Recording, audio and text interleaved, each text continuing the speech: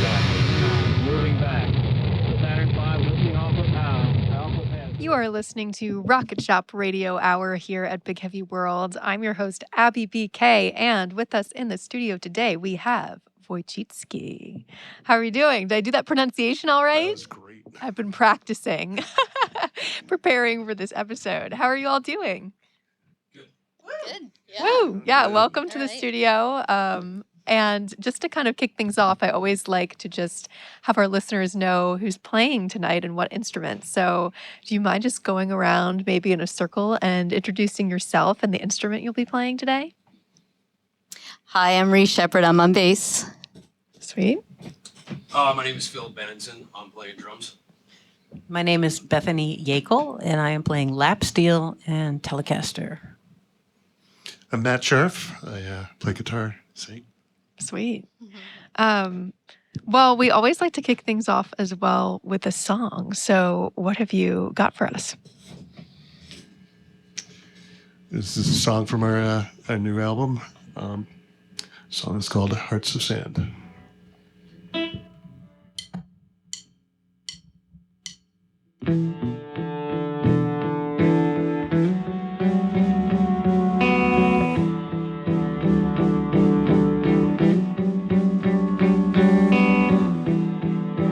Peeling back the hero's face, pull the focus from his gaze, let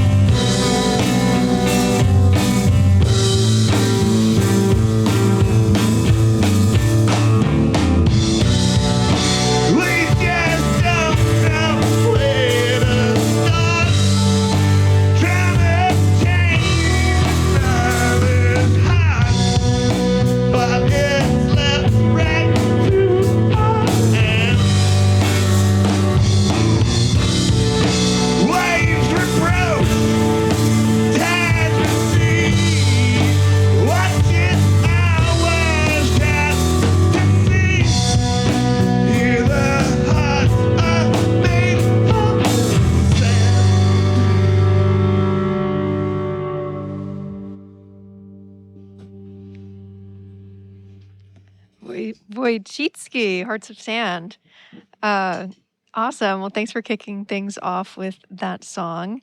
So you're all from Brattleboro. I know we shared off air that there's one member who has since moved. But tell us a little bit more about how you all met and what's your band origin story? So Bethany and I have been playing together for almost 25 years. I accompany her when she's doing her music. She's played my music for many years as well. And so we've just been in and around the Brattleboro scene. And I've also played quite a bit with Phil over the years on different projects. Our newest member, Ree, joined us this year. And she's also been playing around Brattleboro for a long time. So we all knew each other in some form or another. Yeah, that's awesome. So tell us a little bit more about the music scene down in Brattleboro. Where do you like to gig? Like, what are the best places, best experiences? So there's like a larger venue, the Stone Church, which is hosts a lot of touring bands.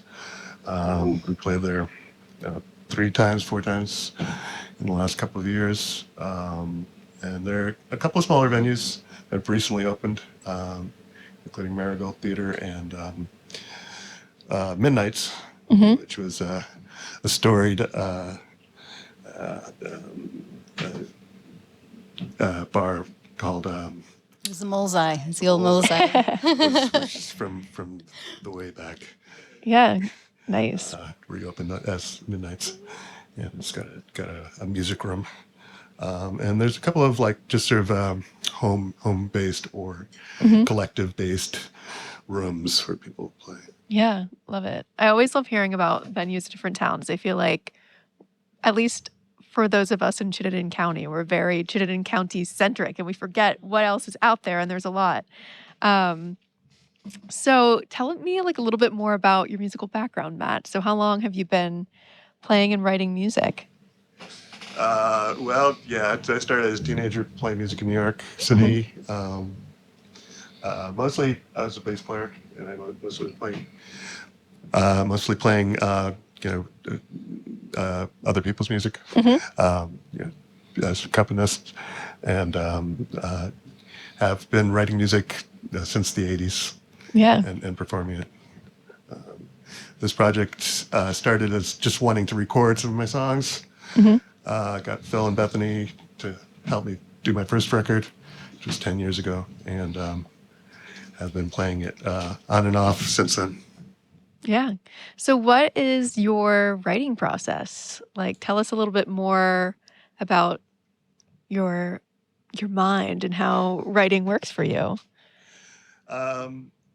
I play. I mostly come up with music just by coming up with interesting arrangements first, and then hearing how it works with a melody, and then filling in lyrics afterwards. I've done some co-writes with Bethany on our first 2 albums.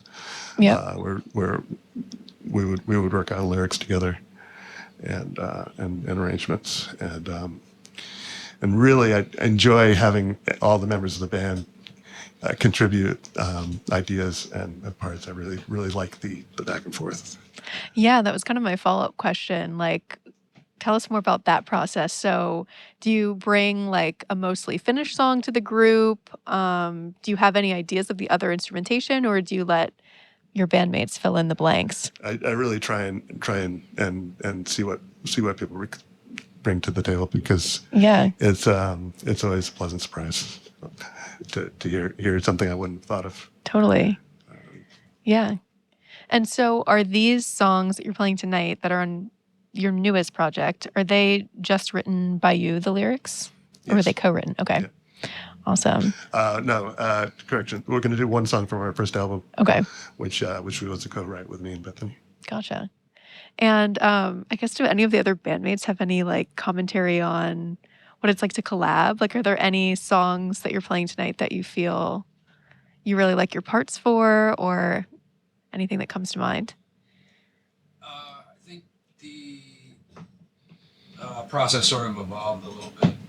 The first album, basically Duke, Matt, I call him Duke, had recorded quite a bit of stuff. There was click tracks, and I sort of came in, or these guys both, Bethany and Duke, both recorded, and I came in sort of after the fact, or Bethany came in on a couple of songs after, like I had recorded the drums, after Duke had recorded the guitar and vocals, and this album was a little bit different because I think this one sort of started off more him and I working on stuff, and then Bethany coming in with her ideas afterwards. So it sort of has like each part, each album sort of like ebbs and flows and does Gotcha. its own thing. Yeah. Layers, perhaps. Yeah. We were Nice. able to record this last album all together in a room. But the first album was a homemade affair where I just kind of like, where can I record the next track, and Yeah. where can I fit a drum set, and where can I? We all know the struggle for musicians. So where did you record this most recent one? We recorded at Guilford Sound, which is in Guilford, just down Yep. the road from Brattleboro. It is known mostly now for recording the Pixies and Noah Kahn. Okay. Wow. It's a really, really nice space to be in. Totally. And what is that process like, like being in person together? How do you feel like that impacts your sound in recording rather than virtually figuring things out? It's really helpful to be able to listen and feel the actual creation of music, and to be able to get the intensity off of other people, have that musical communication. Yeah, entirely different vibe when everyone is standing there and playing the same song at the same time. When you record in layers, it can be a little stiffer. Right. Like, if everybody's standing there looking at each other and you count off and you all play together, then it's makes it a little more connected, I feel like, anyway. Yeah. You're in the musical flow together. Yeah, I agree. There's so much a different energy when you have a live recording. Something about that energy transfer. Totally. And then just in terms of rehearsing, like how often are you all getting together and where do you typically rehearse? So we play pretty regularly when we have shows coming up. Yeah. But we rehearse at least once a week. Nice. And it's at Phil's studio in Turners Falls, Massachusetts, at an old factory. Oh, sweet. That's nice that you have a studio space. Awesome. Well, we'd love to hear your second song of the evening. So what is next? There's a song from the new record as well. It's called New Blood Moon, which is sort of a made-up term, but a blood moon is sort of is often described to making changes, big changes, time of change, upheaval.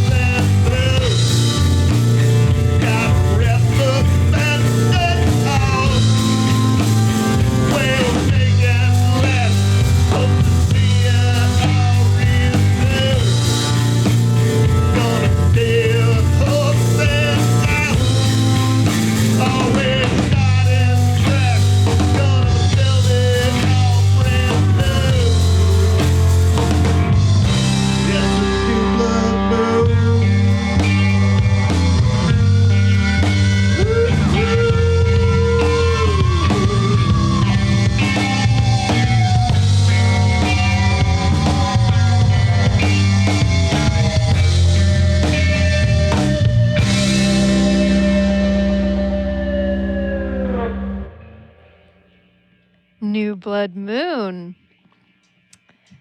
So, let's talk a little bit more about your album itself. So you just released the project not that long ago, 2025, a couple months ago.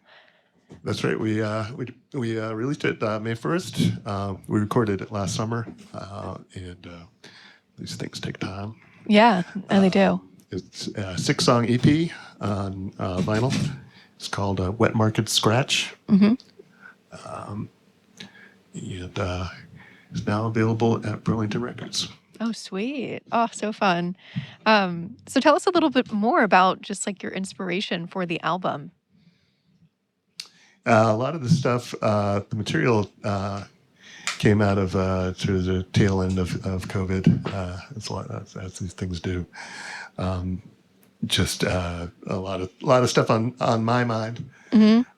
and I think generally in the air about challenges to making connections with people. Yeah. And not knowing what you should believe or not believe. And so it's so a lot of things that were swirling around just came together along with a lot of musical ideas that seemed to gel. Mm-hmm. So Bethany, Phil, and I got together and started playing out last year. I was playing bass on organ pedals while playing guitar, and that was not a lot of fun. It takes a lot of coordination. Yeah, I bet. A lot of coordination, but I was kind of planted in one place, and I couldn't had to really focused. Yeah.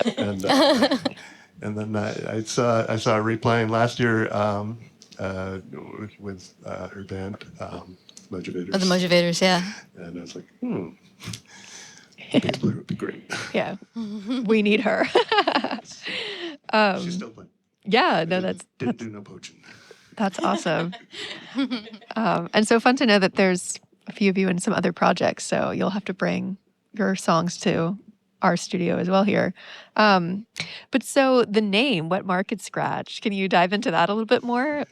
Oh yeah, well, Wetmarket was one of those terms that none of us had heard until COVID, Yep. and is particularly creepy sounding. And then scratch, that word has a lot of meanings. It can be a flesh wound. It can also be money. It can also be Yeah. the devil, old scratch. So I like having a little ambiguity and a little creepiness. Yeah. That's the energy I want. It's so interesting, to hear about how COVID affected artists in different ways, because I feel like there were some artists that really thrived during that time. And it was, I shouldn't say thrive. I feel like we all were like having a moment, but it was a time for creative expression, right? And so it did stimulate that. But there are other people who had the complete opposite experience. But it's nice to hear that it seemed like you were able to write during that time and use that as an outlet, I guess. Yeah, it was an interesting time because we actually recorded our second album in 2021, and coming into the studio masked and Right. being extremely careful, but and that was a lot of material that had started prior to COVID, but of course that the spirit of it hung over the proceedings, and this was sort of having a little perspective. This album, Yeah.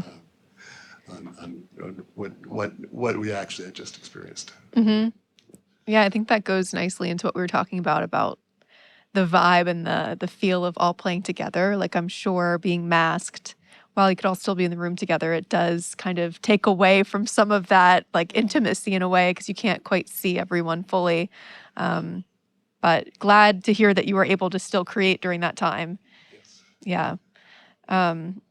So about like how many songs during the COVID time period were you writing? Like, was it hard to nail down the ones that you actually wanted to record for the album?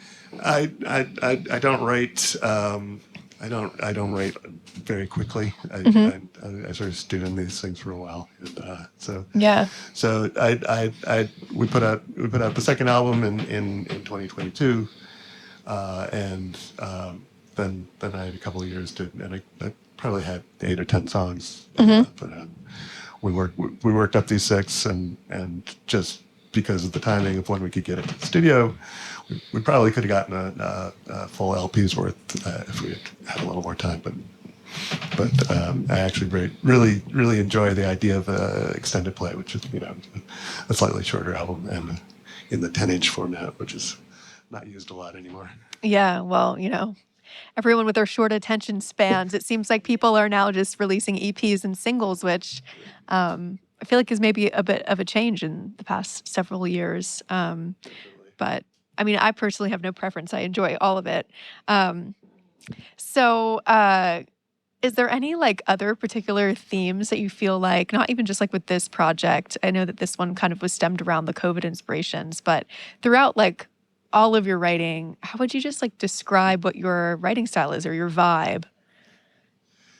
I started out in punk rock. So dark themes and dark humor are always part of my process. But I can also tend towards the earnest if I'm not careful. So, Yeah. and I like, as you might have guessed, I like strange words. So I try and find opportunities to use unusual words in songs. First album had a song about a river right outside of Brattleboro called the Schwielet. Which it took me about a year to find someone who told me how to pronounce it. And even then I got it wrong.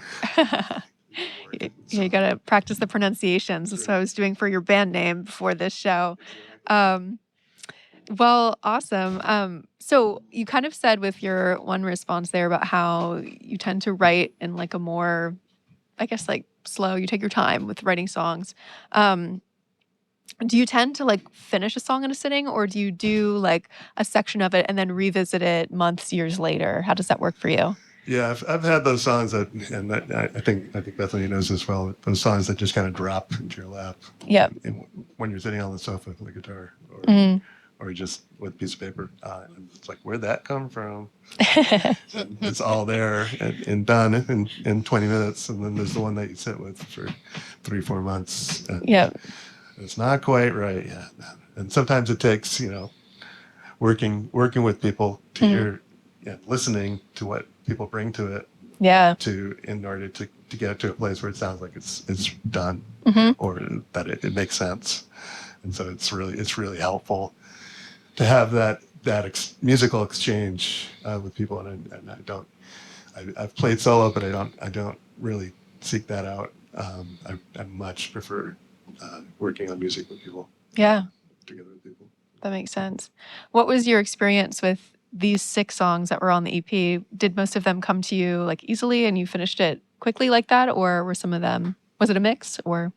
I think they were all pretty slow. I had a lot of the musical ideas, but disjointed. It took a little while. Gotcha. And I made sure we played out a lot of them. We played them out. We did like a handful of gigs before we went into the studio, which is something I wish I'd been able to do with the previous records. But just because the next level after getting all the communication with your fellow musicians is the communication with the audience and get the feedback from the reactions. Yeah. And it also tends to focus the minds of the performers. Totally. Yeah. Do you ever use like your performances kind of as like a vetting process for the songs? Definitely. Yeah. Can you kind of describe like what is the feeling or the reaction from the audience that you're looking for to know that it's resonating with them? It's not necessarily applause, but it is attention. Yeah. Like, is somebody looking up for the conversation, or is somebody turn around from the bar, or Yep. did something catch their ear, and really important to like know that something you did made someone perk up. Yeah. Totally. It, even could be a negative reaction. That can be helpful. Yeah. Although I don't know if we experienced many of those. No, it's a good hecklers these days. Yeah. People are generally pretty kind. They either say something good. Nothing has been thrown at us. They don't say. recently. No tomatoes. Yes. I would hope Cheers, not. nothing. I feel like Vermonters are pretty supportive of the arts scene. So typically, at least from my experience up here in Chittenden County. There's a lot of great music fans. Yeah. And I have to say that I've got people have been super supportive, which they're probably kept me going. Yeah. Totally. Awesome. Well, we would love to hear your third song of the night. So what have you got for us? We're going to do a song from our first album called Anaheim. Another word that piqued my interest.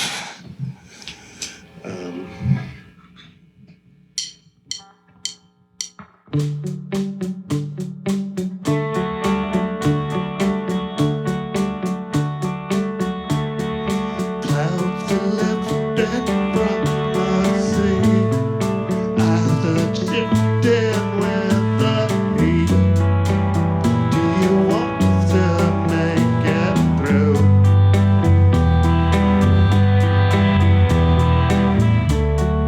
Water burning, bender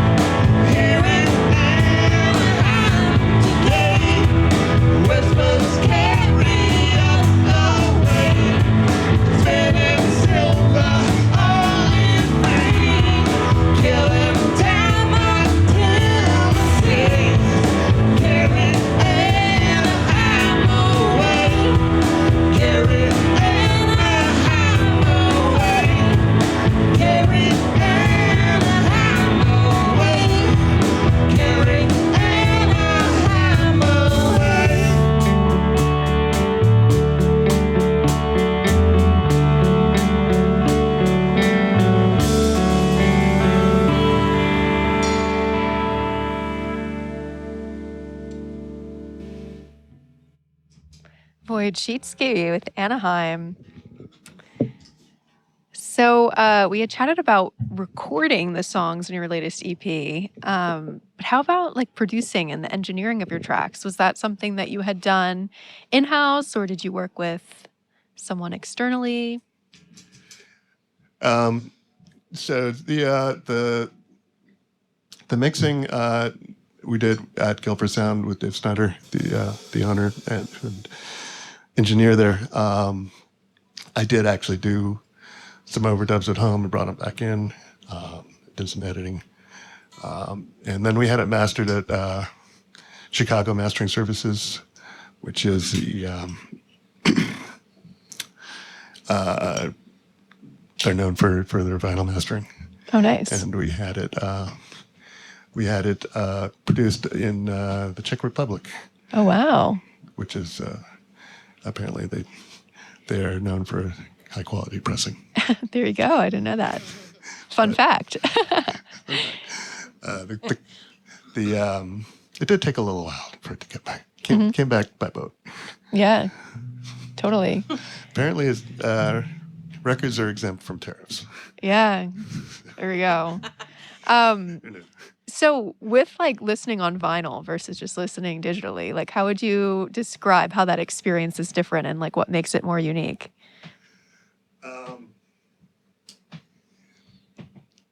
There's a demand of attention that vinyl imposes. It's got a linearity that and a process where you want to sit down, but put the record on, sit down and listen to it, and as opposed to walking around with your phone or driving around in the car. Right. It's so there's some intention around it, and it really it does seem like a lot of the music we make now just exists in the ether. So you can't hold it. Yeah. The first two albums we put out on cassette. Okay. Yeah. So, which was fun, but a very limited audience. Yeah. So vinyl it seems a little more real. Yeah. No, my car that I had previously for years and years and years still had a cassette player, and I used to love listening to the cassettes, even though, everyone was using Bluetooth. It was an experience and I enjoyed it. So what's next for you? Are you working on, obviously this new EP was just released not that long ago. I'm sure you're still playing it live and whatnot. But have you been writing anything new? Is there anything like new that you're plotting and brewing up? There are more songs coming, but way more slowly. Yeah. Just because the business of trying to unload records Totally. is logistically and time consuming. Yeah. Complicated and time consuming. So we've got more shows lined up. We are playing in White River Junction in September for the What Doth Life Fest, which is an annual event. There's a collective of bands in the Windsor area called What Doth Life, and they do a rumble at the Main Street Museum in White River Junction, fun. which is really one of our favorite places to play. Yeah. It's a unique space and unique and very welcoming. Awesome. Space. Yeah. And do you foresee doing like vinyl for your future projects as well and continuing on that tradition of having physical music in your hands? Yeah, it's hard to say. Yeah. I would love to. I would love for someone else to pay for it. Yeah, right. Totally. There's that. Well, awesome. Well, I know that you have 2 more songs, so why don't we play your 4th song of the evening? So 2 more. Should we do Anhedonia? Yep. Okay. A song called Anhedonia. We just did Anaheim. This is Anhedonia. Oh, wait, I tuned up for the other one.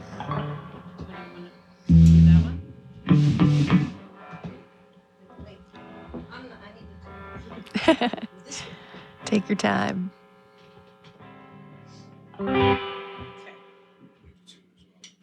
Pull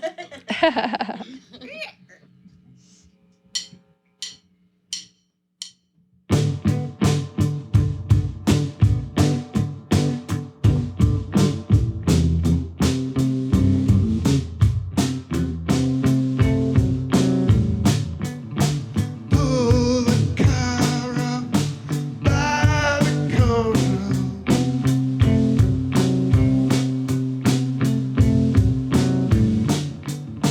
Me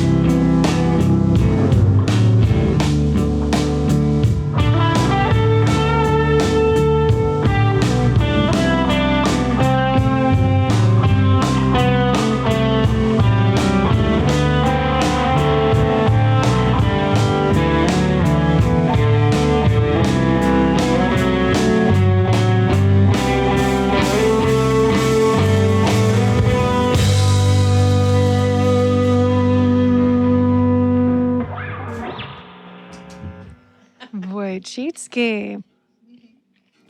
So we are coming up on the end of the show here. So I always just like to give our artists that come into the studio the chance just to once again reiterate any upcoming gigs, how we can support you and follow your music best. So the floor is yours to let us know. Well, thank you for having us here. Really appreciate it.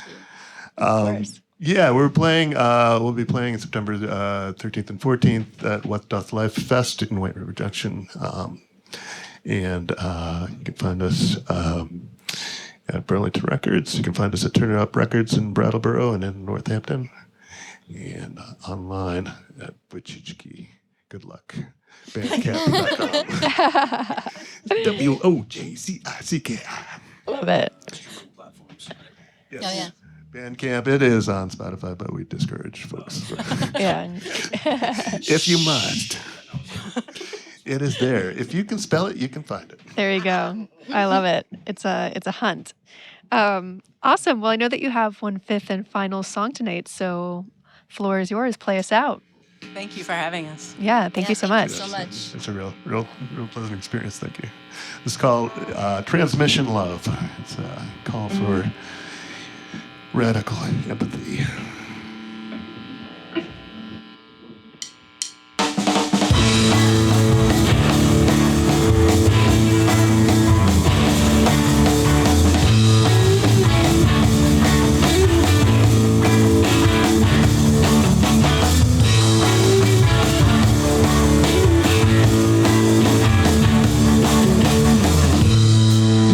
Crashing on your shore.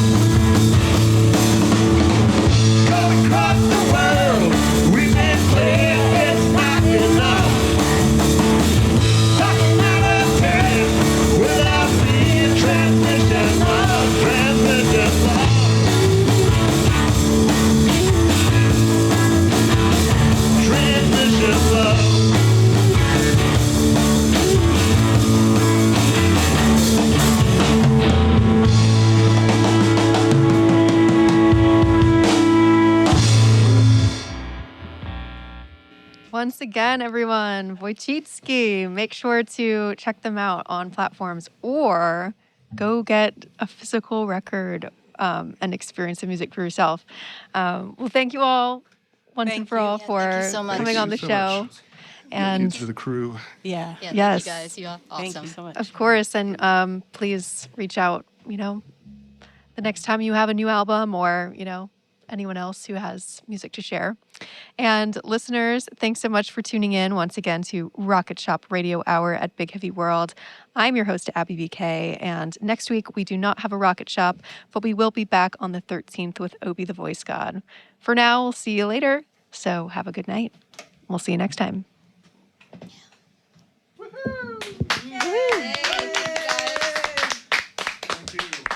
Woo woo! So much.